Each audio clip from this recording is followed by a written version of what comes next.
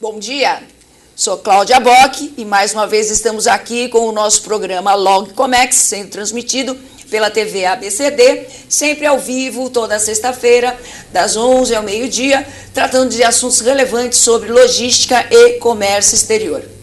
Gostaria de iniciar o nosso programa hoje fazendo um convite aos nossos telenautas, principalmente os da região do ABCD, que na próxima semana a Universidade Metodista de São Paulo estará realizando, através da sua Faculdade de Gestão e Serviços, o 6º Encotec, que é o 6º encontro dos tecnólogos dos cursos de Logística, Marketing, Recursos Humanos, Turismo, Gastronomia, Gestão Financeira e Gestão Pública.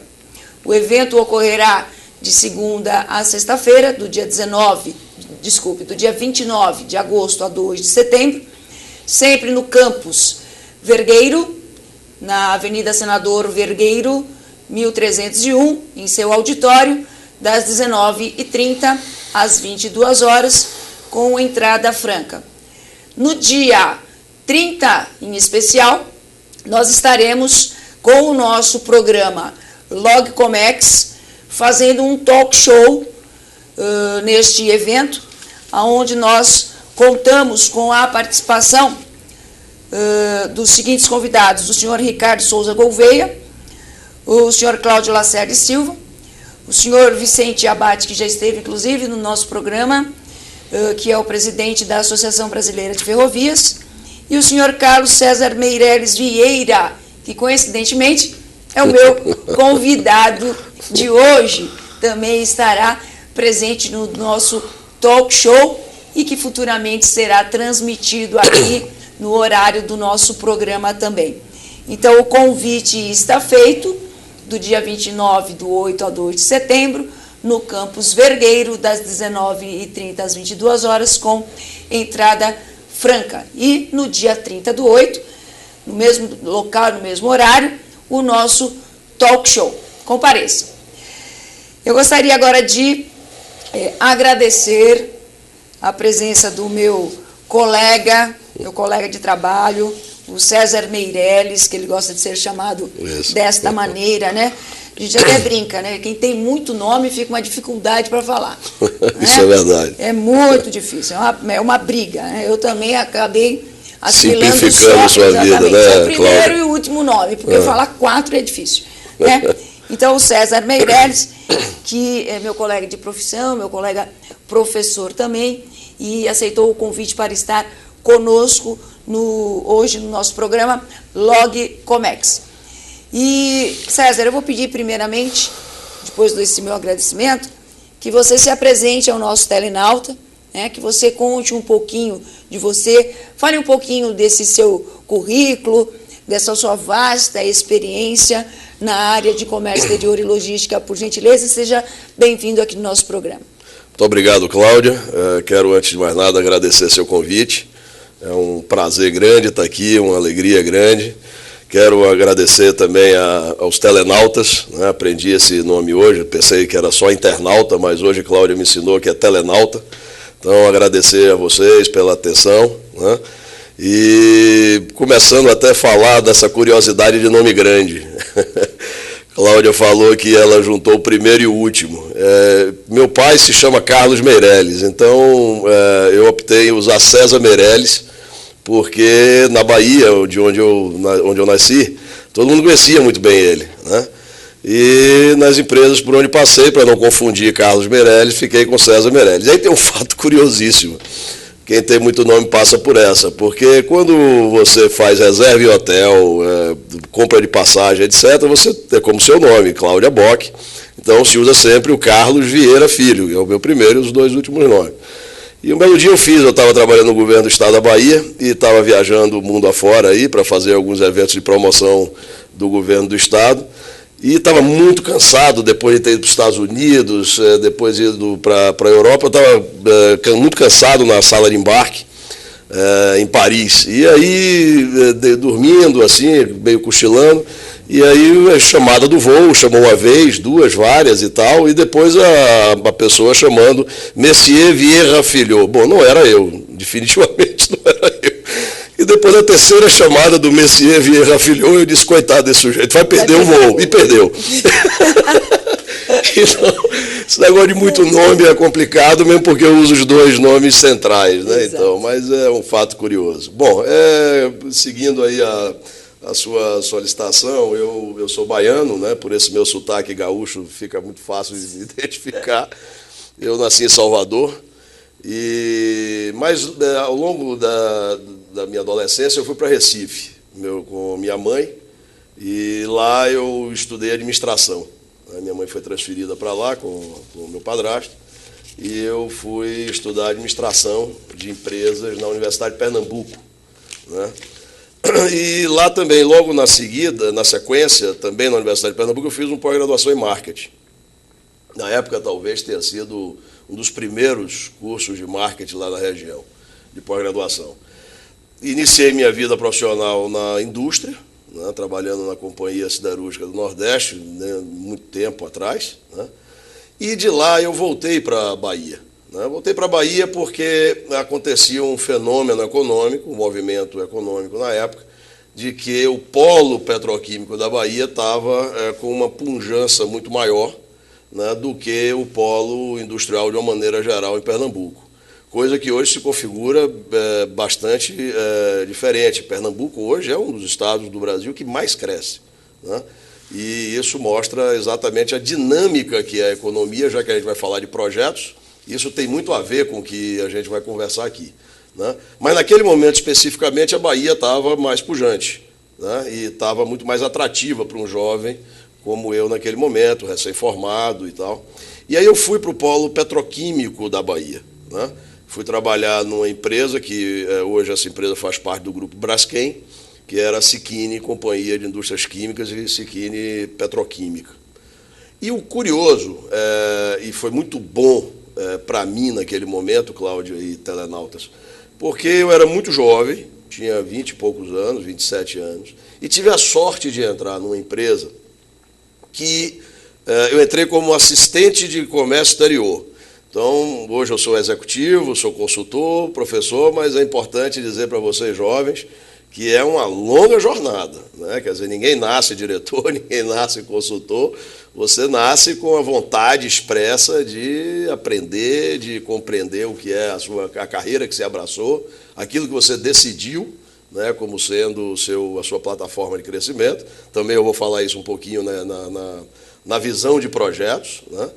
E naquele momento eu tive a sorte de entrar numa empresa que tinha um departamento de comércio exterior, né, com todas as suas funções, né? Então lá nós tínhamos o setor de exportação, tínhamos o setor de importação, tínhamos o setor de logística internacional. Dentro desse departamento, diferentemente de muitas empresas, lá também nós tínhamos um apêndice da área financeira, porque nós fechávamos câmbio também, né, nessa área. Então, nós podíamos ver um jovem que entrava naquele momento, ele podia ver toda a cadeia do comércio exterior e da logística. Então, para mim, foi uma escola. De fato, ali foi uma segunda escola, né? Então, ali eu aprendia desde afretamento marítimo, tá certo? A distribuição rodoviária, tá? Fechamento de câmbio, vendas, propriamente ditas, né? A minha última função na Siquini foi trader, né? Bom, depois dessa organização, eu fui para o setor metalúrgico, na maior produtora de cobre metálico do Brasil, Caraíba Metais. Ali foi outra escola maravilhosa, né?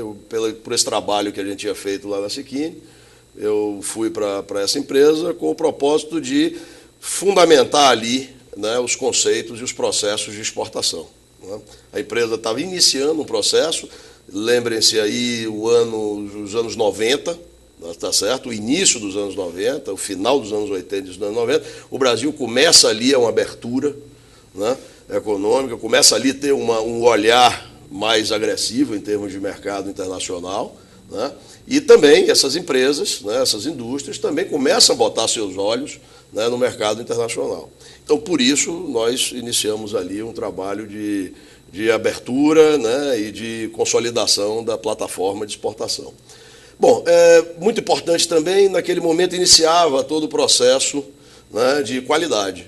as implantações das ISOs, né? A implantação do conceito de qualidade total pelo INDG, que na época era a Fundação Cristiano Ottoni, né?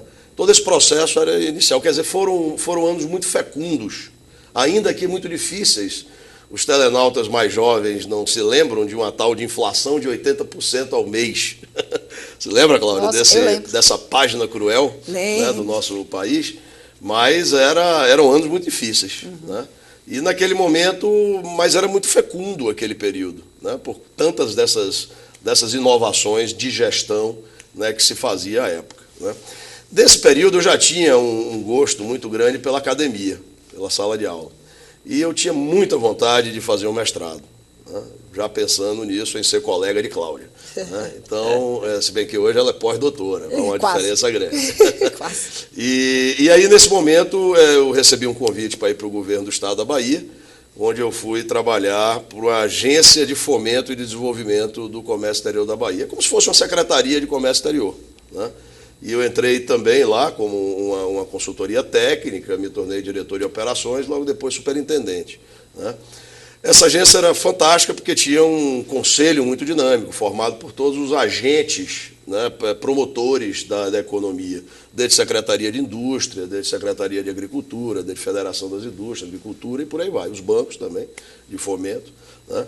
E foi muito bom porque nesse período eu pude fazer o meu mestrado, comecei a dar aula, então espero que os meus alunos, alguns deles estejam também aí zapeando na internet e possa nos reencontrar aqui hoje. Né? E nesse período eu terminei o mestrado e logo depois eu retorno ao setor privado, mas aí já prestando serviço. Então eu passei por algumas empresas bastante conhecidas em termos de logística e comércio exterior no Brasil, como a Colômbia, eu fui executivo da Colômbia na Bahia, numa estação aduaneira interior. Também fui da Lacma, idem, como diretor executivo dessa empresa, da Integral, aqui em São Paulo e no Rio de Janeiro. Aqui mesmo em São Bernardo eu tive o prazer de liderar uma unidade aqui, foi um trabalho também muito bom, muito bacana, em Santos, aqui em São Bernardo, Jundiaí, Taubaté e uma unidade de Redex no Rio de Janeiro. Desse projeto eu fui convidado para ir para um projeto bem bacana, bem interessante, para uma empresa, para um terminal portuário lá em Santos, para construir com eles e para o mercado especificamente do ABCD, de um terminal de exportação de veículos, o chamado TEV. Esse foi uma grata satisfação, foi uma demanda de uma grande montadora, que junto com as outras, através da Anfávia, pleiteou na época, ao início do governo Lula, para que houvesse ali uma implantação. O maior produtor de veículos do Brasil, né, pesados e leves, não tinha um terminal especializado de veículos. Na minha terra, Bahia, tem lá uma grande montadora e tem o seu terminal especializado de veículos. O Paraná tem lá 2 montadoras e tem um terminal de exportação de veículos. Rio Grande do Sul tem outra montadora importantíssima e tem também lá um terminal especializado. E São Paulo não tinha. Né? Então, esse foi um desafio muito bacana. Concluindo esse projeto, depois de 5 anos, eu fui convidado por amigos da Bahia para desenvolver, junto com eles, algumas operações aqui na região sudeste. Né? Então, com muita satisfação, é uma empresa que também se mostra muito dinâmica nessas implantações de projetos, tem projetos no Brasil inteiro, né? Desde o Acre, Pará, Maranhão, tem na Bahia, agora em Pernambuco, Alagoas, Sergipe, Bahia, né? São Paulo, tem muitas coisas aqui em São Paulo, Minas Gerais, né? Mato Grosso do Sul, Goiás, Tocantins, Rondônia, né? E no Rio Grande do Sul. Então, quando a gente fala em projetos, Cláudia, você me perguntou como é que estava a vida, César. Bom, correndo e viajando. Bastante para atender a implantação desses projetos todos. Mas com muita alegria, muita satisfação, eu estou aqui e lhe agradeço essa oportunidade, esse espaço para conversar com os telenautas. Eu que agradeço, César, a sua presença aqui, mesmo sabendo aí da sua agenda, né, tão corrida. E o tema que hoje nós vamos discutir aqui com o César é exatamente projetos logísticos, a importância do bom planejamento e a riqueza das lições aprendidas. Esse é o tema que nós estaremos, então, discutindo hoje. logo depois do nosso intervalo. Fiquem conosco e mandem as suas perguntas. Até já.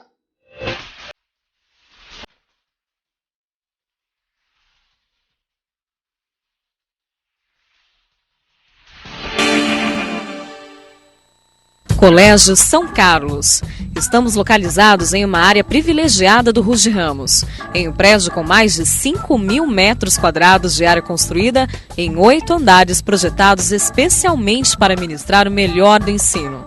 Contamos com equipamentos e materiais didático-pedagógicos de última geração. Possuímos laboratórios de informática, robótica, química, física, ciências e biologia bem equipados. Salas de multimídia e de artes, cantina, biblioteca, playground interno e externo, museu histórico e quadra poliesportiva. A coordenação pedagógica e a equipe de professores são preparados com cursos de graduação, pós-graduação e cursos específicos, garantindo aos alunos alto grau de aproveitamento escolar. Colégio São Carlos, há 35 anos modificando gerações. Acesse www.escolasaocarlos.com.br. Vimbratel, a TV por assinatura para toda a família. Os melhores canais pelo melhor preço. Assine agora mesmo por apenas R$ 54,90 por mês durante 12 meses. E você ainda leva os canais Telecine por 30 dias. Isso mesmo, apenas R$ 54,90 por mês e canais Telecine por 30 dias. E tem mais, ligando agora, adesão grátis. Ligue para o número que está em sua TV e assine via Embratel. A TV por assinatura para toda a família. A Celtic Gestão em Benefícios é uma corretora com 10 anos de experiência e sólida presença no mercado. Oferece planos de saúde, seguros de vida, planos de previdência, planos odontológicos, PCMSO e gestão de benefícios em medicamentos. A Celtic dá completo suporte aos departamentos de recursos humanos das empresas clientes.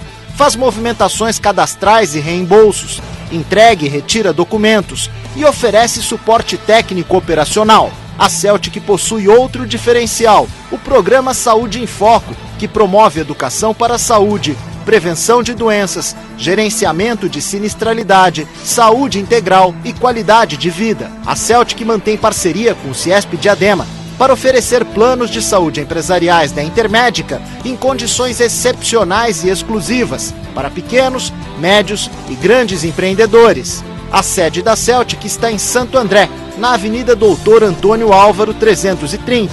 Entre em contato com a Celtic pelo telefone 4509-1738 ou pelo site www.celticsvp.com.br. Frequência Instrumentos Musicais. Tudo o que você precisa em som e iluminação profissional e instrumentos musicais você encontra na Frequência. As melhores marcas com as melhores condições de pagamento. Frequência Instrumentos Musicais, Avenida Imperatriz Leopoldina 127, bairro Jardim Nova Petrópolis, em São Bernardo do Campo. Próximo à Igreja Santa Filomena, na Marechal Deodoro. Telefone 4121-4455. Frequência Instrumentos Musicais.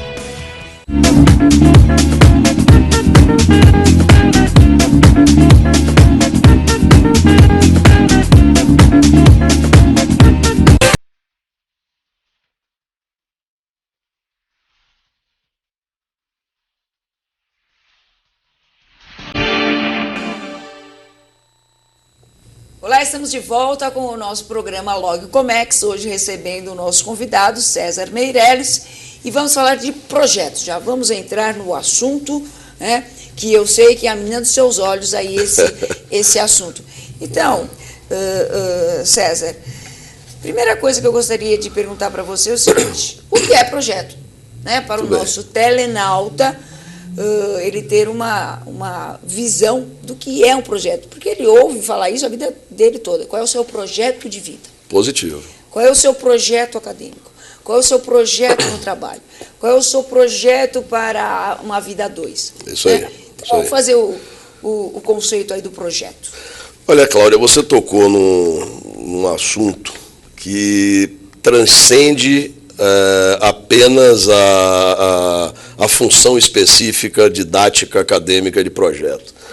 Porque toda vez que eu divago e estudo e trato sobre o assunto projeto, eu não tenho como não fazê-lo com um paralelo de vida. Então, você foi muito feliz na sua abordagem. E a resposta que eu daria para o telenauta, e respondendo essa sua pergunta, é que é extremamente importante para qualquer definição você ter a visão clara do que se quer, né? Há uma visão milenar de um filósofo muito conhecido chamado Confúcio, que ele dizia o seguinte: se eu fosse o dono do mundo, a primeira coisa que eu faria seria definir o sentido das coisas, porque a ação se desdobra da definição.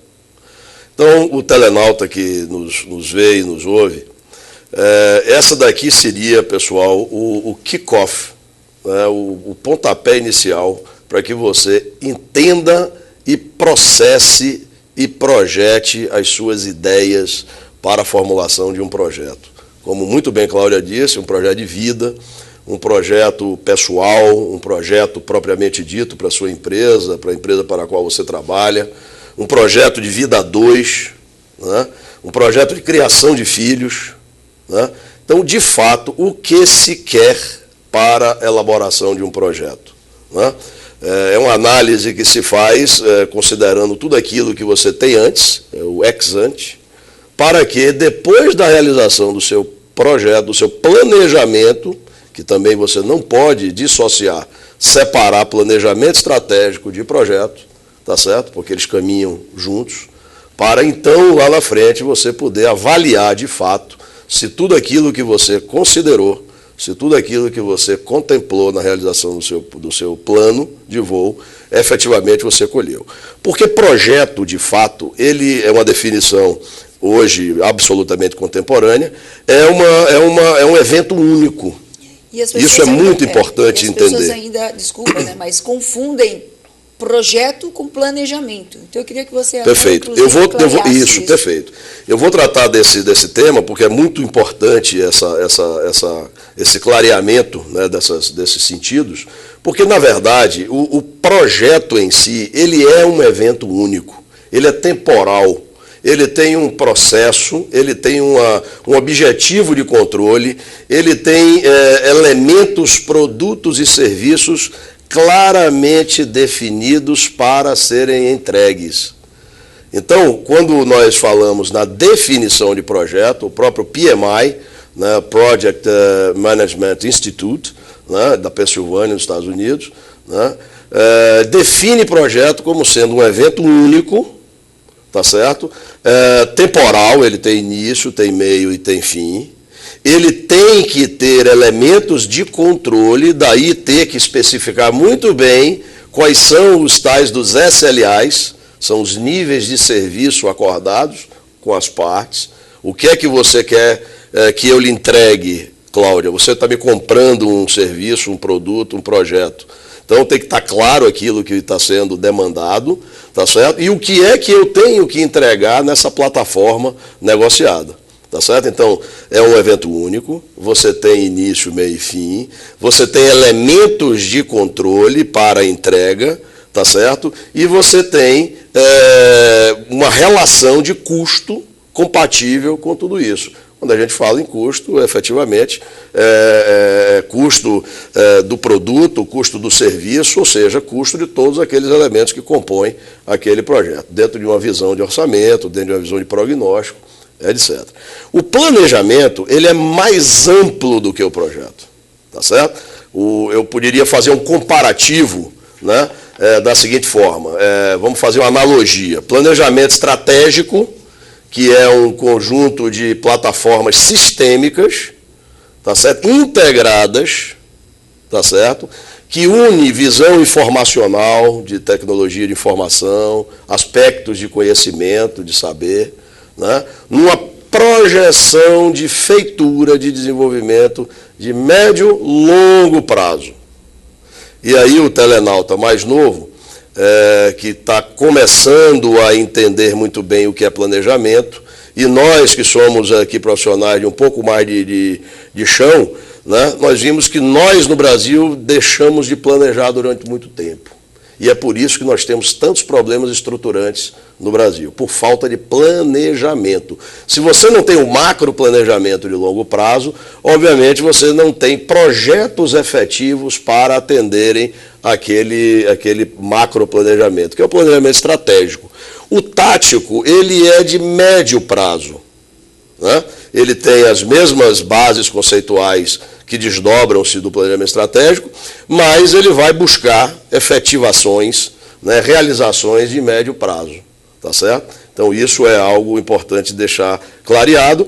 E o operacional é o desdobramento, é o planejamento se vendo acontecer no curto e curtíssimo prazo. O planejamento operacional é quase em tempo real, né? Então, nesse comparativo, Cláudia, entre planejamento e projeto, de planejamento estratégico, tático e operacional, nós fazemos uma correlação no campo dos projetos de programas, que é a reunião de projetos e ações, que são os desdobramentos dos elementos dos projetos. Nós temos aqui a participação de uma telenauta, que é a Carla de São Caetano do Sul. Muito obrigada pela participação, Carla. E ela pergunta o seguinte: para a realização de projetos, seja em qualquer área, é necessário disciplina de todos os envolvidos. Mas como a falta dela pode afetar os custos do projeto? Muito bem, Carla, bom dia. Sua observação é lúcida, inteligente e muito pertinente. Para que um projeto seja muito bem desenhado, muito bem concebido, uma das primeiras questões é a tal da declaração de escopo. O que é, Carla, a declaração de escopo? A declaração de escopo é quando você define, lembrando-se lá do filósofo Confúcio, você define tudo aquilo e todos os elementos que precisam ser contemplados no seu projeto, né? A disciplina, que muito bem você observa, ela é um dos elementos fundamentais para que você não fuja do escopo, tá certo? Agora, você se lembra quando eu falei no início que é preciso haver um casamento e uma tensão acordada entre cliente e fornecedor, contratante e contratado do projeto? É para que, ao definir isso, Carla, você tenha uma definição muito clara e que ninguém fuja dela por interesses próprios e pertinentes ao desdobrar do projeto, né? Talvez você esteja imaginando, já foi concebido o projeto e ao longo dele há demandas para que haja correções de rumo. Essas correções de rumo, se não previstas no escopo básico do projeto, certamente fará o seu projeto extrapolar custos e há uma grande chance dele falhar no seu objetivo principal. César, você poderia citar alguns paradigmas sobre o gerenciamento de projetos? Muito bem, Cláudia. O que eu me lembro muito bem de um pensamento de Vicente Falcone, do INDG, né, que ele dizia que a nossa função nesse mundo louco, que é uma bola, né, circulante, né, giratória em torno de si, em torno de um sistema solar bastante complexo, né, uma bola de interior efervescente, né, cheio de complexidades climáticas, edafoclimáticas e etc. E o ser humano vive nesse ambiente absolutamente imprevisível, tá certo? Girando numa forma também muito pouco previsível, repito de novo, previsível, né? Então, ele dizia que o nosso propósito era aumentar a expectativa das previsibilidades. Aumentar aquilo que você pode prever, reduzindo os riscos. Porque a imprevisibilidade, você se vê diante dos riscos, né? Das falhas e dos riscos, né? Então, o projeto faria uma analogia com isso, né? Então, um dos paradigmas dos projetos seria exatamente você, considerando que as relações e as plataformas industriais, econômicas, quais sejam, elas têm um quantum de imprevisibilidade, né? Um quantum de quesitos aleatórios, né? Um dos paradigmas é exatamente esse, você buscar ao máximo possível a previsibilidade, e aí sim a definição de escopo, tudo isso passa a ser fundamental. Uma outra coisa que a Carla observou, a telenauta Carla observou, é a questão da disciplina, né? De você estabelecer aí, né, uma conduta de cumprir o planejado, né? Então, esses são alguns dos paradigmas que vale a pena citar. Obviamente, nós temos uma necessidade de cumprir, né, a questão orçamentária, os prognósticos financeiros, tá certo? As pessoas que, vejam bem e lembrem-se bem que outro elemento fundamental de compor esses paradigmas são as pessoas envolvidas no projeto. Quando a gente fala no projeto, você imagina sempre contratante e contratado e quem está ali. Não, o impacto que um projeto pode gerar na comunidade de uma maneira geral é muito amplo. Nós estamos imaginando o seguinte, vamos fazer agora uma visão de programa governamental, né? Então, um programa de meio ambiente, cujo programa ambiental ele vai se desdobrar num projeto, cujo projeto pode ser, por exemplo, manutenção e atenção aos mananciais do trecho leste do Rodoanel, por exemplo, tá certo? Então, esse é um projeto, tá certo? Vocês já imaginaram quantos stakeholders, quantas pessoas interessadas e afetadas poderão conter nesse projeto? Stakeholder são partes interessadas, né? Diferentemente de shareholders, que são acionistas. Share, ações, né? Holders são detentores de ações. Então, num projeto, por exemplo, público, né, de amplitude pública, você pode ter o próprio acionista daquele projeto, que eventualmente pode ser o próprio governo, né, a comunidade é uma outra parte interessada, os contratados, né, as empreiteiras, os fornecedores, né, o cidadão, né, que faz parte dessa comunidade, né, enfim. Então, esse também é um outro elemento fundamental que tem que ser considerado. Quem são esses interessados? Quem são os stakeholders, né? Que tipo de atenção você terá que ter específico, bem porque os interesses são diversos e são difusos, nem sempre os interesses são os mesmos, né? Então, outro paradigma é você estabelecer, de fato, as necessidades dos seus recursos, a necessidade do tempo, né? A visão temporal que muito bem define o projeto, né? Quer dizer, quais são os recursos que você vai ter que aportar e estabelecer. Um outro paradigma é a necessidade fundamental de uma boa mobilização, que também são os fatores críticos de sucesso de um projeto, né? Você tem que ter tempo para mobilização, você tem que ter tempo para calibrar o modelo do seu projeto. E eu tenho aqui mais uma pergunta, que é do Felipe de Frankfurt, meu seguidor semanal. Um abraço para você, Felipe. E ele faz a seguinte pergunta, César.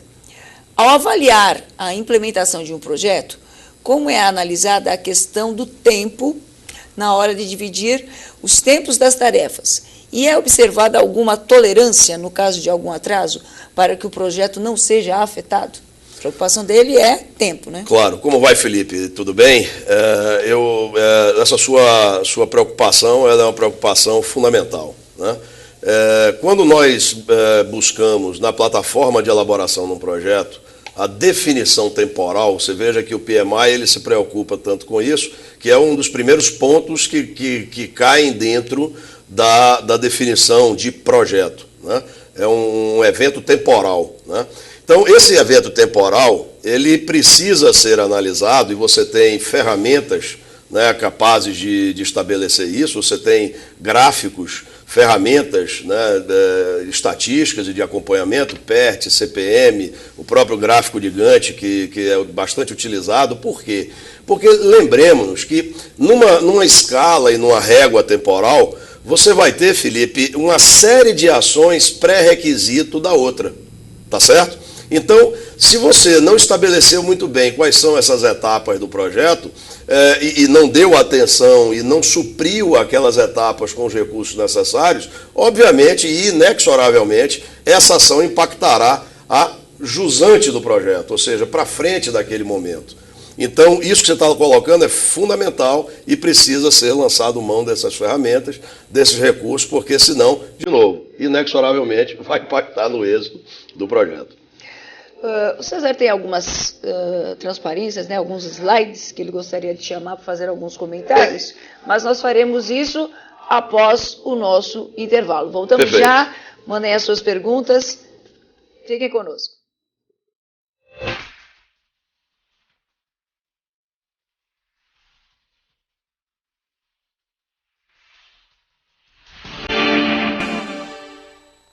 A mágica nos faz sonhar, e através deste sonho, amamos a cada brilho no olhar.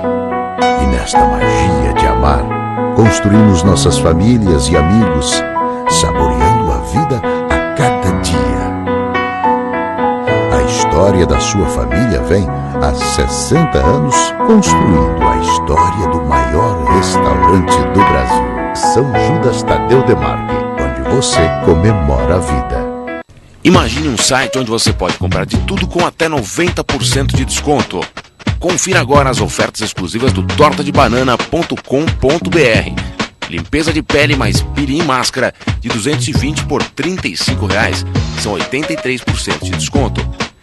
Kit festa para 20 pessoas com 100 salgados de 297 por R$ 169, são 43% de desconto. Torta de banana, as ofertas mais saborosas do ABC. Frequência Instrumentos Musicais. Tudo o que você precisa em som e iluminação profissional e instrumentos musicais você encontra na Frequência. As melhores marcas com as melhores condições de pagamento. Frequência Instrumentos Musicais. Avenida Imperatriz Leopoldina 127. Bairro Jardim Nova Petrópolis, em São Bernardo do Campo. Próximo à Igreja Santa Filomena, na Marechal Deodoro. Telefone 4121-4455. Frequência Instrumentos Musicais. Venha conhecer a melhor escola de equitação de São Paulo. Oferecemos excelência profissional para capacitar atletas de todas as idades. Levamos até você um ambiente familiar repleto de conforto e comodidade. Garantimos cuidados e carinho especiais para nossos cavalos. Agende uma visita através do telefone 011 4396 3004.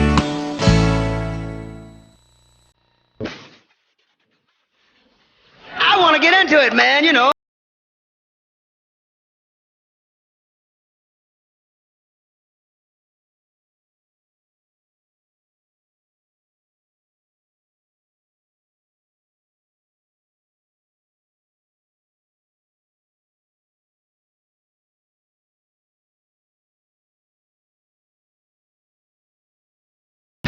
Na sua casa. Tecnologia, criatividade, inovação, qualidade, segurança, confiabilidade, logística, satisfação, responsabilidade, lucratividade. A Steroc é reconhecidamente um dos principais fabricantes de ferramentas para perfuração de rochas. Os seus produtos são desenvolvidos e testados sob as mais variadas e severas condições, com alto desempenho. Uma estrutura adequada, flexível, altamente produtiva e especializada garante a qualidade na fabricação de seus produtos. Para a Steroc, a satisfação do cliente está em primeiro lugar. Steroc. Explore a qualidade.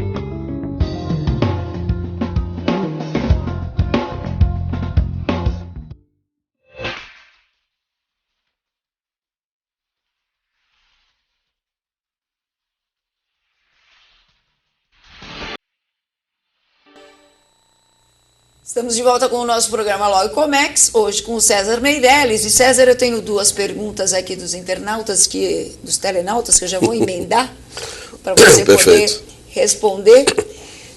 O Mário de São Bernardo, obrigado pela participação, Mário. Ele diz o seguinte: como a disciplina de projetos pode ajudar as empresas na implantação com custos baixos, projetos que possam trazer melhorias para tentar reduzir seus custos e aumentar suas receitas. E a Ana Maria, ela pergunta quais as dicas importantes para a elaboração de um projeto, quais as principais etapas a serem seguidas. Então, eu queria pedir só para passar 2 lâminas na sequência, aliás 3, a lâmina 7, a lâmina 14, né? E a 6, nessa sequência. Tá, pode lançar. A primeira é que eu respondo. O primeiro telenauta, o nome dele? É o Mário. Mário. Não, essa não é. É a 7, é a trade-off. É um gráfico. É a lâmina 7 de trade-off. De qualquer forma, eu já vou me antecipando. Na verdade, é o seguinte: se você for avaliar dentro de uma organização, existem muitas demandas por projetos, de toda ordem. Projetos de RH, projetos na área de desenvolvimento humano, projetos na área de engenharia, projetos na área comercial, projetos na área de logística, comércio, ou seja, então caberá ao corpo decisório da empresa, né, o corpo de diretores e corpo que compõe as várias decisões da organização, fazer uma análise de eficácia daqueles projetos, né? Então, isso tem um capítulo que se estuda chamado trade-off. Trade-off é análise compensatória. É esse gráfico que eu gostaria de mostrar. Slide 7. O slide 7. Por quê? Porque ele mostra muito claramente que é um binômio muito complexo. Por que esse binômio é complexo? Porque é custo versus qualidade do serviço. Sempre nós vamos estar buscando o máximo da qualidade, querendo pagar sempre o menor possível, querendo investir o mínimo possível. Então, essa análise de trade-off buscará esse ponto de equilíbrio. Então, respondendo a sua pergunta, a organização precisará eleger, precisará selecionar quais são os projetos que lhe tragam maior eficácia. Óbvio que não são todos, ele vai ter que eleger aqueles que são os projetos mais adequados. Eu acho que a gente está com algum problema na apresentação. Não conseguiram colocar, então a gente segue. Não tem problema, eu sigo adiante. Esses gráficos vão ficar disponíveis aqui na TV ABCD, no programa da Cláudia. Logo vocês poderão também acessar. Eu até faço uma menção, esse trabalho é um trabalho que nós desenvolvemos, a Cláudia falou que nós somos colegas de trabalho no Instituto Nacional de Pós-Graduação, INPG, onde a minha disciplina, uma delas, é exatamente projetos. Então esse material está disponível e a gente pode lançar mão dele na hora que vocês julgarem conveniente. Viajamos o Brasil inteiro. Viajamos o Brasil inteiro nesse projeto, é um motivo de muita satisfação nossa. Agora, a segunda pergunta, que é a da... É a da Ana Maria. Ana Maria. Quais as dicas importantes para a elaboração de um projeto? Pronto. Esse é um segundo, não pegamos a primeira lâmina, mas tem uma segunda que nós temos que analisar os ciclos dos projetos. Lâmina 14, né? Vis-à-vis as etapas também do planejamento. Tá? Então, se vocês olham nessa lâmina que está aí, que é o ciclo de vida de um projeto, você terá, dentro desse escopo definido e desenhado, as suas várias etapas, né? Então, a etapa de iniciação, concepção do projeto, que está aí dentro dessa análise de definição de escopo, né? O planejamento específico daquele projeto, e vocês olhem aí que é o tempo mais amplo do projeto, tá certo? A execução, propriamente dita, e a finalização. A finalização, senhoras e senhores telenautas, é de extrema importância, porque o título do nosso papo aqui hoje é a riqueza das lições aprendidas. Né? Então, num projeto, por mais que a gente planeje, lembremos-nos da lição do Falcone, tá certo? Nós temos que buscar previsibilidade, o melhor que a gente possa.